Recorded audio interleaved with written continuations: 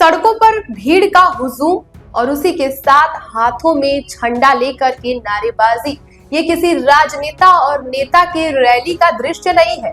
ये किसी नेता विशेष की जनसभा का दृश्य नहीं है। ये न्याय की मांग के लिए वो ऐसी भीड़ है जिसने इस वक्त पूरे देश भर में अलग ही सियासत को जन्म दे दिया है। दरअसल ये भीड़ है उस बेटी को न्याय दिलाने की मांग की जिसका नाम है अंकिता भंडारी। उत्तराखंड का बहुचर्चित अंकिता भंडारी हत्याकांड इस वक्त एक अलग ही सरगर्मी को जन्म दे रहा है। नमस्कार, आप देख रहे हैं द बिज टॉक मीडिया और मैं हूं आपके साथ साध्वी दुबे। दरअसल हरिद्वार के पुलिस अधीक्षक शेखर सुयाल ने मीडिया को इस बात की पुष्टि की है कि जो अंकिता भंडारी हत्याकांड में वीआईपी नाम को लेकर की चर्चा हो रही थी उसमें असल में कोई वीआईपी था ही नहीं। उन्होंने बताया कि जिस वीआईपी नाम को लेकर के चर्चा हो रही है वो व्यक्ति असल में नोएडा का रहने वाला एक साधारण व्यक्ति था जिसका नाम धर्मेंद्र उर्फ प्रधान था। उन्होंने ये बताया है कि जब उससे पूछताछ की गई तो उसने इस बात की पुष्टि की कि अंकिता भंडारी हत्याकांड के लगभग 2 दिन पहले वो उस रिसोर्ट में मात्र खाना खाने के लिए ही गया था। बाकी इस केस में वीआईपी की कोई पुष्टि ही नहीं की गई है। अब आप भी सोच रहे होंगे कि 2022 का बहुचर्चित अंकिता भंडारी हत्याकांड आखिर इस वक्त सोशल मीडिया पर चर्चा का विषय क्यों बना हुआ है। दरअसल इस मामले ने तब तूल पकड़ा जब उत्तर प्रदेश के पूर्व विधायक सुरेश राठौर की पत्नी होने का दावा करने वाली अभिनेत्री उर्मिला सनावर ने हाल ही में सोशल मीडिया पर एक पोस्ट किया और उसमें एक ऑडियो क्लिप भी जारी की। उनके इस पोस्ट के बाद से ऐसा लगा कि अंकिता भंडारी हत्याकांड की उसूलें जो फाइलें थीं उस बार फिर से खुल चुकी हैं। उन्होंने दावा किया, सनावर ने राठौर के साथ बातचीत में इस बात की पुष्टि की और ऑडियो में सीधे तौर पर यह सुना जा सकता है कि इसमें जो वीआईपी नाम का जिक्र किया गया था वो असल में भाजपा नेता गट्टू थे। उन्होंने आरोप लगाते हुए कहा है कि इस पूरे घटना में भाजपा नेता गट्टू का हाथ शामिल है और इसी के तौर पर वीआईपी एंट्री को लेकर के भी पूरे देश भर में एक अलग ही सियासत को हवा मिल चुकी है। अब इस कहानी के पूरे उसूलों की बात करें, तह की बात करें कि आखिर ये पूरी घटना क्या थी, तो उसमें आपको बता दें कि अंकिता भंडारी हत्याकांड 2022 उत्तराखंड के पौड़ी जिले का एक हाई प्रोफाइल मामला था। ये घटना उस वक्त सोशल मीडिया पर इस कदर आग की तरफ फैला जिसका किसी को अंदाजा भी नहीं था। इस मामले में 19 साल की अंकिता भंडारी की निर्मम हत्या कर दी गई थी। अंकिता पेशे से रिसेप्शनिस्ट का काम करती है।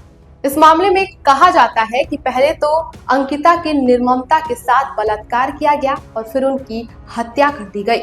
उनका शव चीला शक्ति नहर से बरामद किया गया था और इस मामले में रिजॉर्ट के मालिक पुलकित समेत अन्य 3 आरोपियों को गिरफ्तार कर लिया गया था और इस मामले में अब उन्हें उम्र कैद की सजा भी हो गई है।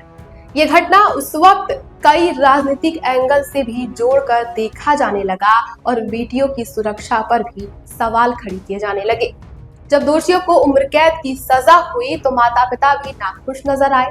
माता पिता का कहना था कि इस मामले में जल्दबाजी से न्याय की गई है और मुख्य आरोपी जो है उसको छिपाने का काम किया जा रहा है क्योंकि इस मामले में सीधे तौर पर एक वीआईपी का भी नाम जुड़ रहा था।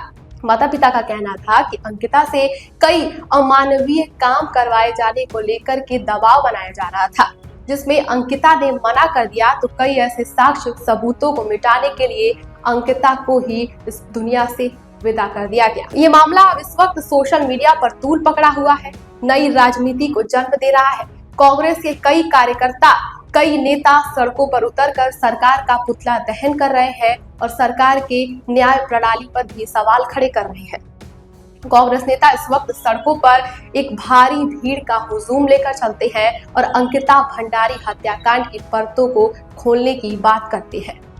इस घटना का जो फुटेज सामने आया है एक बार फिर से एक नई हवा को जन्म दे रहा है, लेकिन जिस वक्त इस घटना पर अंजाम दिया गया उस वक्त एक अलग ही लहर पैदा हो गया था। लोग सवाल खड़े कर रहे थे कि जो सरकार देश भर में बेटियों की सुरक्षा और समृद्धि को लेकर के बड़े बड़े दावे करती है, तो आज जब अंकिता भंडारी के साथ इस कदर बर्बरता की गई है, तो ये बड़े बड़े दावे करने वाली सरकार आखिर चुप क्यों है और इस मामले में मुख्य आरोपी को छुपाया क्यों जा रहा है।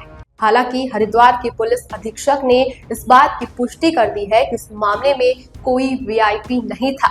बावजूद इसके सोशल मीडिया पर ये घटना लगातार एक अलग एंगल की मांग को लेकर के उभरती नजर आ रही है। ये घटना सिर्फ अंकिता भंडारी का नहीं है, ये मामला है शहर, राज्य, देश और हर जगह उन बेटियों का जिनके साथ आए दिन बर्बरता की खबरें भी सामने आती रहती हैं। आए दिन अलग अलग अंकिता भंडारी और मौमिता जैसी कई घटनाएं सामने आती हैं, लेकिन इस मामले में यह भी कहा जाता है कि किसी और को आरोपी बनाकर हत्यारोपी जो है वो छिप जाता है और जो मेन आरोपी है उसको दरकिनार कर दिया जाता है।